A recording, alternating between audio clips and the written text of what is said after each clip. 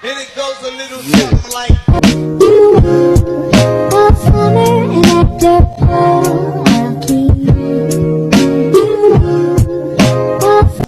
Assalamualaikum warahmatullahi wabarakatuh.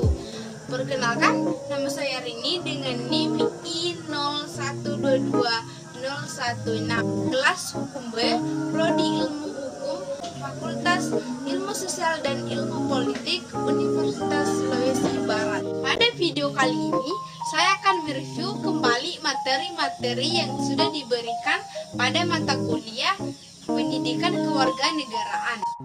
Adapun materi yang akan saya bahas yaitu pertama identitas nasional, yang kedua bangsa dan negara, yang ketiga hak dan kewajiban, yang keempat demokrasi dan masyarakat madani, yang kelima otonomi daerah. Materi pertama, identitas nasional. Pentingnya identitas nasional bagi bangsa Indonesia yaitu sebagai karakteristik bangsa dan pembeda dari bangsa yang lain. Ada beberapa unsur identitas nasional di Indonesia: bahasa Indonesia, bendera Indonesia, lambang negara Indonesia, semboyan bangsa Indonesia, nasionalisme bangsa Indonesia. Nasionalisme Indonesia adalah ideologi yang muncul pada masa kolonialisme Belanda di Hindia Belanda yang menyuarakan kemerdekaan bagi koloni itu dan penyatuannya sebagai negara yang merdeka dan berdaulat berbangsa integrasi nasional. Dari kedua yaitu bangsa dan negara. Bangsa adalah komunitas politik yang dapat dibayangkan, sedangkan menurut Ernest Renan, bangsa terbentuk karena adanya hasil yang bersatu. Pembentukan bangsa menurut Aldrich Hals ada 4 unsur pembentukan negara. Pertama, keinginan untuk mencapai kesatuan nasional. Yang kedua, keinginan untuk mencapai kemerdekaan. Yang keinginan untuk unggul di antara bangsa lain. Selanjutnya, negara. Negara adalah organisasi tertinggi dalam suatu wilayah yang sah dan ditaati oleh rakyat. Sifat-sifat negara. Negara bersifat memaksa, bersifat memonopoli, bersifat mencangkup semua. Ada 4 teori beri pembentukan negara. Yang pertama, teori ketuhanan. Yang kedua, teori alamiah. Yang ketiga, teori kekuasaan. Yang keempat, teori perjanjian sosial. Syarat berdirinya negara yaitu wilayah, pemerintah, rakyat, dan kedaulatan. Fungsi dan tujuan negara dibagi menjadi 2, yaitu esensial dan fakultatif. Esensial adalah kedaulatan organisasi negara, sedangkan fakultatif adalah menjaga kesejahteraan di berbagai bidang. Materi ketiga yaitu hak dan kewajiban warga negara. Warga negara adalah individu yang bagian dari suatu penduduk yang menjadi unsur negara. Materi ketiga yaitu hak dan kewajiban warga negara. Warga negara yaitu individu yang berasal dari komunitas yang mendiami sebuah negara. Pasal yang mengatur tentang warga negara Indonesia yaitu pasal 26 ayat 1 Undang-Undang 1945 dan pasal 62 nomor 1 Undang-Undang 1945 tentang orang-orang berdasarkan perundang-undangan, orang-orang yang berdasarkan perjanjian, dan orang-orang berdasarkan peraturan sejak proklamasi 17 Agustus 1945. Hak dan kewajiban warga negara Indonesia. Syarat objektif formal berbangsa dan bernegara. Yang pertama, hak-hak sesuatu harus didapat. Yang kedua, kewajiban-kewajiban sesuatu yang ditutup pihak yang berkepentingan. Yang ketiga, hak warga negara diperinci dengan law enforcement. Yang keempat, hak warga negara diatur dalam Trias Politika. Yang kelima, hak warga negara diatur dalam pasal 26 sampai pasal 34. Hak warga negara diatur juga dalam keadilan komputatif dan keadilan distributif. Materi keempat yaitu demokrasi dan masyarakat madani di Indonesia.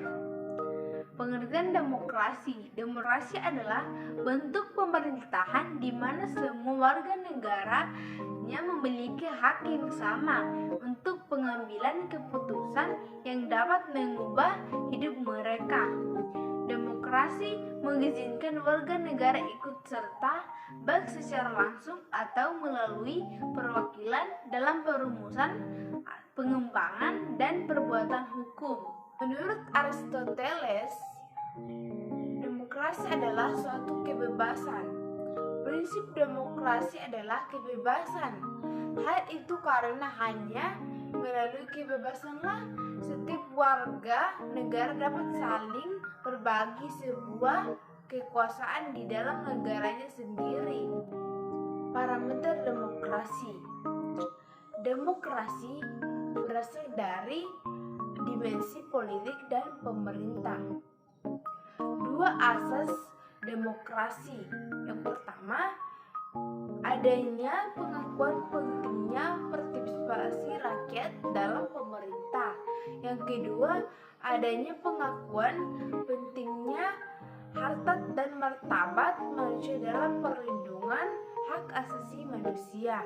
Ciri-ciri negara yang melakukan sistem politik dan pemerintahan demokrasi. Yang pertama, pengakuan atas kedaulatan rakyat.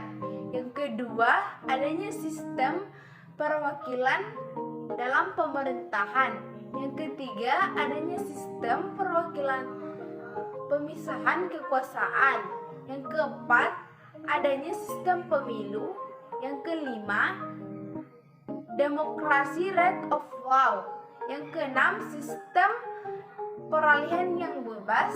Yang ketujuh, partisipasi rakyat. Yang ke-8, perlindungan hak asasi manusia. Yang ke-9, otonomi daerah. Yang ke-10, menjamin terwujudnya kemakmuran dan keadilan sosial. Selanjutnya, negara hukum atau Rechtsstaat dan the rule of law. Negara hukum terjemahan dari Rechtsstaat dan the law. Negara hukum adalah negara yang memberi perlindungan hukum bagi warga negara melalui lembaga peradilan yang bebas dan memihak serta menjamin hak asasi manusia. Selanjutnya, konsep negara hukum Indonesia menurut Mahfud MD. Yang pertama, jaminan perlindungan hak asasi manusia. Yang kedua, supremasi hukum dalam penyelenggara pemerintah. Yang ketiga, pemisahan dan pembagian kekuasaan. Yang keempat, lembaga peradilan yang bebas dan mandiri. Selanjutnya yaitu masyarakat madani. Masyarakat madani adalah masyarakat yang terbuka, bebas dan pengaruh kekuasaan dan tekanan negara, masyarakat yang kritis dan berpartisipasi aktif, masyarakat yang egaliter. Ciri-ciri utama masyarakat madani yaitu kesukarelaan, kemandirian tinggi terhadap negara, dan keterkaitan kepada nilai hukum yang disepakati bersama.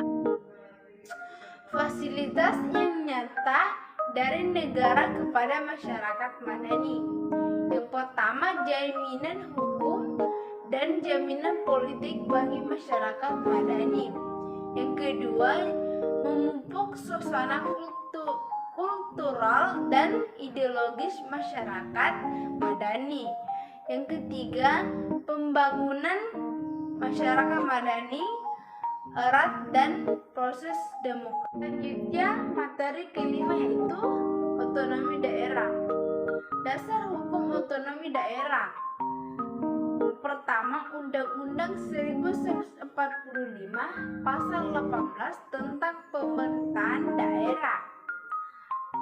Ayat 2, Pemda provinsi, daerah, kabupaten mengatur dan mengurus sendiri urusan pemerintahan menurut asas otonomi daerah dan pembantuan. Yang kedua, TAP MPR nomor 15 tahun 1998 tentang penyelenggara otonomi daerah. Yang ketiga, Undang-Undang nomor 22 1999 tentang otonomi daerah.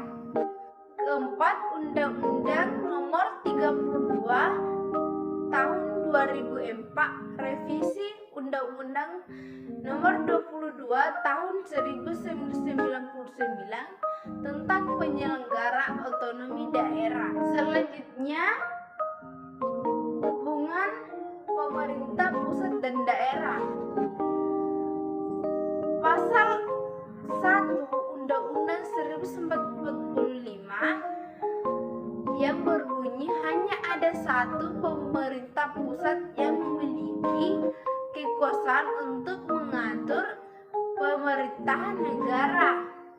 Yang kedua, pasal 18 Undang-Undang 1945 diberi wewenang untuk menyelenggarakan pemerintahan sendiri atau otonomi, namun tetap dalam Ikatan Negara Republik Indonesia.